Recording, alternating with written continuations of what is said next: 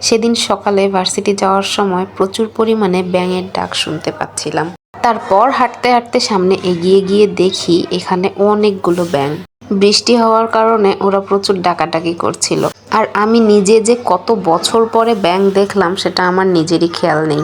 আর ছোটবেলায় যে ব্যাঙগুলো দেখেছিলাম ওগুলো এরকম কালারের ছিল না। এই ব্যাঙগুলোর কালারগুলো অবশ্য সুন্দর ছিল, একদম হালকা টিয়া টিয়া সবুজ কালারের।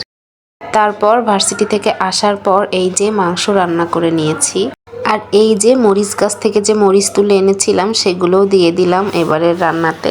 এখানে হলুদ, লবণ, মরিচের গুঁড়া, আদা বাটা, রসুন বাটা, জিরার গুঁড়া সবকিছু দিয়েই ভালোভাবে নেড়ে চেড়ে তারপর ঢেকে দিয়েছি।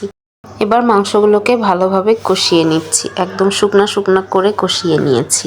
এখন পরিমাণ মতো পানি দিয়ে ভালোভাবে নাড়াচাড়া করে নিচ্ছি। মাংসের সাথে কয়েকটা আলুও দিয়েছিলাম, আর এটা ছোট ছোট করে কেটে দেওয়ার কারণ হচ্ছে এগুলো ছিল দেশি আলু, যেটা কিনা সহজে সেদ্ধ হয় না, তাই একদম ছোট ছোট করেই কেটে দেওয়া হয়েছে।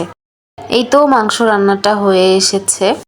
আর এটা হচ্ছে এর পরের দিনের ভিডিও। সকাল সকাল উঠে আবার ওই সেম রুটিন, সকাল সকাল উঠে বাসে করে ভার্সিটিতে যেতে হয়। আর এখন প্রায় প্রতিদিনই বৃষ্টি হচ্ছে, মোটামুটি হালকা হালকা বৃষ্টি, আবার আকাশে মেঘ, যার কারণে এই যে প্রকৃতির অবস্থা এরকম। তারপর ভার্সিটি থেকে বাড়ি ফিরে লেবুর শরবত বানিয়ে নিয়েছি। অনেকগুলো লেবু জমা হয়েছে, তো ভাবলাম এতগুলো লেবু নষ্ট হয়ে যাচ্ছে, তো শরবত বানিয়ে খাই। এখানে তো মাত্র 2টা লেবু কেটে নিয়েছিলাম, আর চিনির পরিমাণ অনেকটা কম দিয়েছি। শুধু লেবু আর চিনি দিয়েই শরবতটা বানিয়ে নিয়েছি। আর এই শরবত খেলে কিন্তু শরীরে মোটামুটি একটা এনার্জি চলে আসে। এরপর সন্ধ্যার আগ দিয়ে আবার ছাদে গিয়েছিলাম, তো খাওয়ার জন্য পানি নিলাম। আর হচ্ছে এইখানে আমার মরিচ গাছগুলো একটু দেখছিলাম। কিছুদিন আগেই গাছগুলোতে স্প্রে করে দিয়েছিলাম। ছাদে মোট 3টা মরিচ গাছ আমার, তার মধ্যে 2টা গাছে কালো রঙের মরিচ ধরে, আর এই যে একটাতে একটু হালকা কালারের মরিচ ধরে।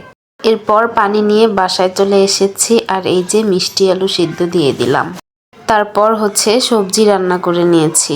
শুধুমাত্র ভিডিও করার জন্য ভার্সিটি থেকে এসে কষ্ট করে আবার রান্না বান্নায় ধরি, যাতে একটা ব্লগ ভিডিও বানাতে পারি। শরীর অনেক টায়ার্ড থাকে, বাইরে থেকে এসে তারপরে আর রান্না করতে ইচ্ছা করে না, কিন্তু কি আর করার, করতে তো হবে। তো এখানে আলু, পটল, বেগুন আর মিষ্টি কুমড়া দিয়ে সবজি রান্না করে নিয়েছি।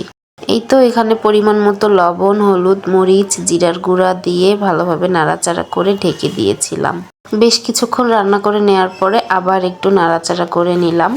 এখন কিছুটা পানি দিয়ে দিয়েছি, আর একটু ভালোভাবে নাড়াচাড়া করে তারপর ঢেকে দিয়েছি। তারপর আরও কিছুক্ষণ রান্না করে নিয়েছি। তো এই তো সবজিটা সেদ্ধ হয়ে গেছে, আর এখন এটা ভালোভাবে চামচ দিয়ে বেশ কিছুক্ষণ নাড়াচাড়া করেছি। সবজি রান্না শেষ হওয়ার পরে এদিকে দেখি মিষ্টি আলুটাও প্রায় হয়ে এসেছে। তো আল্লাহ হাফেজ।